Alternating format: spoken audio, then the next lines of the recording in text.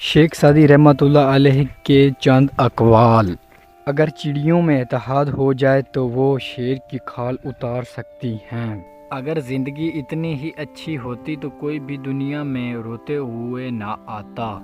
دن کی روشنی میں رزق تلاش کرو، رات کو اسے تلاش کرو جو رزق دیتا ہے۔ مشکل وقت دنیا کا سب سے بڑا جادوگر ہوتا ہے، جو ایک پل میں آپ کے چاہنے والوں کے چہرے سے نقاب ہٹا دیتا ہے۔ تو نیک ہو اور لوگ تجھے برا کہیں، اس سے بہتر ہے تو برا ہو اور لوگ تجھے نیک کہیں۔ کوئی شخص روزی اپنی لیاقت اور طاقت سے نہیں حاصل کرتا، اللہ سب کا رزق ہے۔ انسان کو جتنا لگاؤ رزق سے ہے اتنا لگاؤ اگر رزق دینے والے سے ہوتا تو اس کا مقام فرشتوں سے بڑھ کر ہوتا۔ مظلوم کی تکلیف تو چند ساعت کی ہوتی ہے، مگر ظالم ابدی مصیبت میں مبتلا ہو جاتا ہے۔ میرے اچھے وقت نے دنیا کو بتایا کہ میں کیسا ہوں، اور میرے برے وقت نے مجھے بتایا کہ دنیا کیسی ہے۔ اگر روزی عقل سے حاصل کی جاتی تو دنیا کے تمام بے وقوف بھوکے مر جاتے۔ تعریف کرنا اور کروانا بھی ایک قسم کا شرک کی مانند ہے، کیونکہ سب تعریفوں کا مالک اللہ ہے اور سب تعریفیں اسی کے لیے ہیں۔ اللہ کی نعمتیں کھا کر دانت ٹوٹ گئے، مگر زبان اس کی ناشکری سے باز نہیں آتی۔ اپنے حصے کا کام کیے بغیر دعا پر بھروسہ کرنا حماقت ہے، اور اپنی محنت پر بھروسہ کر کے دعا سے گریز کرنا تکبر ہے۔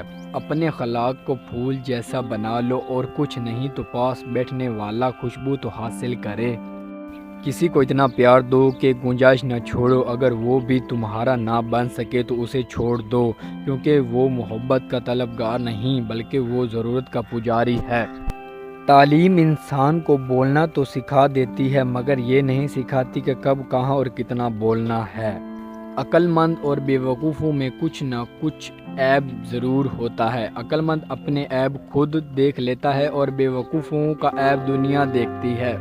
جب مجھے پتہ چلا کہ محل کے نرم بستر پر اور جھونپڑی کے ٹاٹ پر سونے والوں کے خواب ایک جیسے اور قبر بھی ایک جیسی ہوتی ہے تو مجھے اللہ کے انصاف پر یقین آ گیا۔ میں پوری زندگی دو بندوں کو تلاش کرنے پہ بھی تلاش نہ کر سکا، ایک وہ جس نے اللہ کے نام پر دیا اور غریب ہو گیا، اور دوسرا وہ جس نے ظلم کیا اور اللہ کی پکڑ سے بچ گیا۔ آپ کے اخلاق کی قدر بھی لوگ اس وقت کریں گے جب آپ کے پاس دولت اور طاقت ہو۔ غریب کتنا ہی خوش اخلاق ہو، لوگ اس کے اخلاق کو اس کی مجبوری سمجھتے ہیں۔ اس سے تو خاموشی بہتر ہے کہ کسی کو دل کی بات کہہ کر پھر اس سے کہا جائے کہ کسی سے نہ کہنا۔ میں آج تک اپنی خاموشی پر نہیں پچھتایا، جب بھی پچھتایا اپنے بول پر پچھتایا۔